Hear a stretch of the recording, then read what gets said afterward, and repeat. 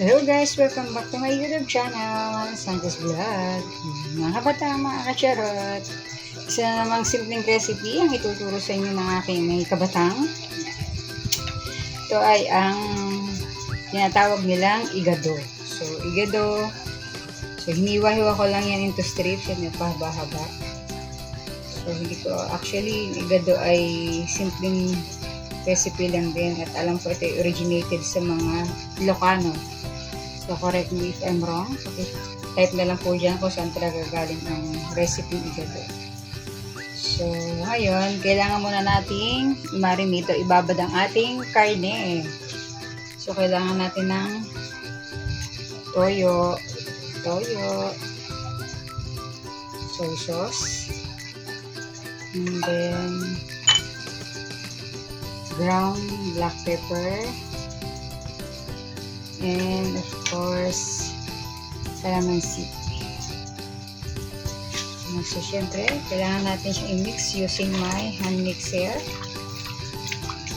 So, babad muna natin. So, nasa mahigit half kilo po ito, passing part. So, dagdagan pa natin ng konting toyo. Medyo napuputlaan pa ako. So, tansya meter. So, bahala na po kayo kung nalalagay niyo.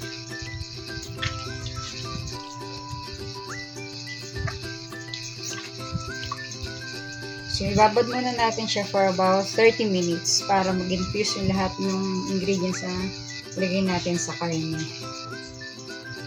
So, syempre, since sigado ang ating recipe, ating menu for today, kailangan natin ng atay.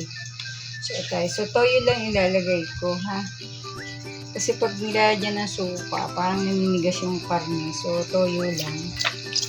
And then, ibabad din natin siya. So, yan, toyo.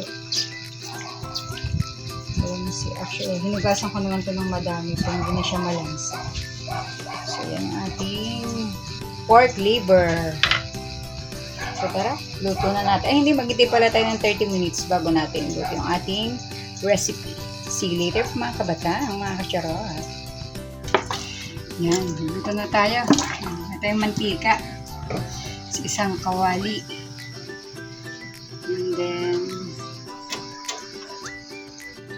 so, luto muna natin bahagi ang ating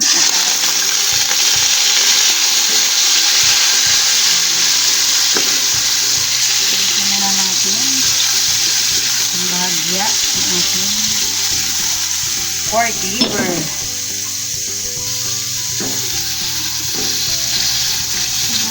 2 to 3 minutes lang kasi bawal din siyang ma-overcook.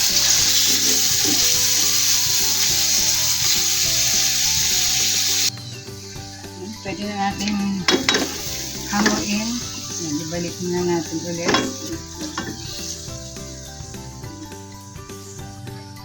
Sa same pa, maglalagay lang ako ng butter. Bigyan tayo ng butter. Para mabango. So, dito din tayo mag-isa ng sibuyas at bawang. Bigyan natin ng garlic. Bawang.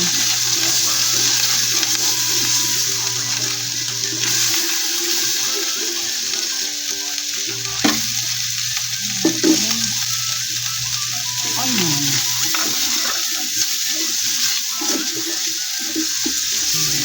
Lumabas na yung mga aroma ng ating sibuyas at onion. Pwede na natin ilagay ang ating binabad na karne.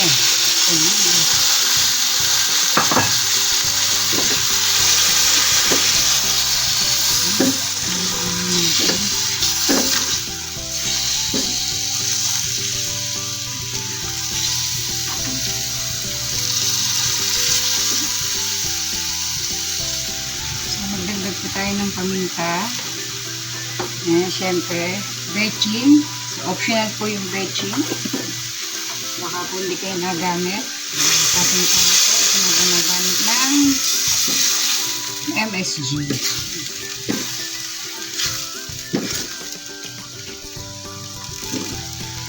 So, yun. Pag po ganyan, lagyan natin natin ng tubig. So, nagbabara natin kami. Para lambutin natin ang ating baboy.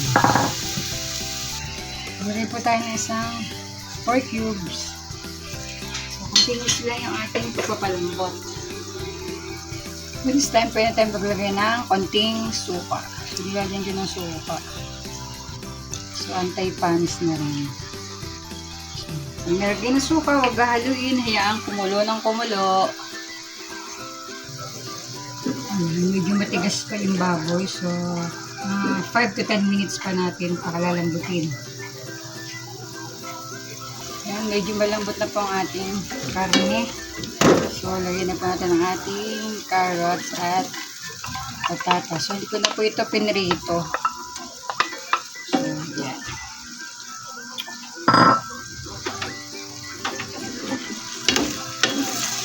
Hindi malambot na po ang ating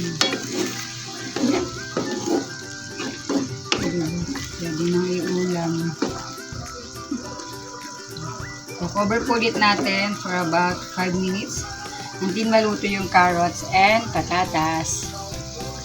So this time, pwede nating balikan ang ating atay na bahagyang niluto kanina.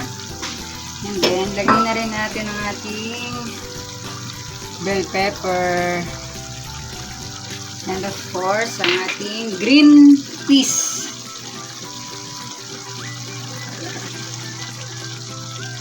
Ang ganda na ng kulay. And then, haluin natin. So, konting ano na lang to. Malapit ng maluto.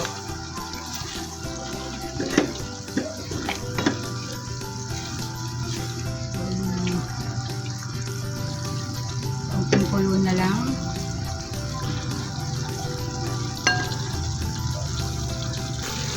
I think our menu is already done here. Pork higado. Luto na. Baka ma-overcook pati yung atay. So, paano mga kabatang, mga kacharot? Hanggang sa susunod ko pong mga vlog. See you po. Luto na rin kayo ng version nyo ng pork higado. Bye-bye! Thank you sa panonood.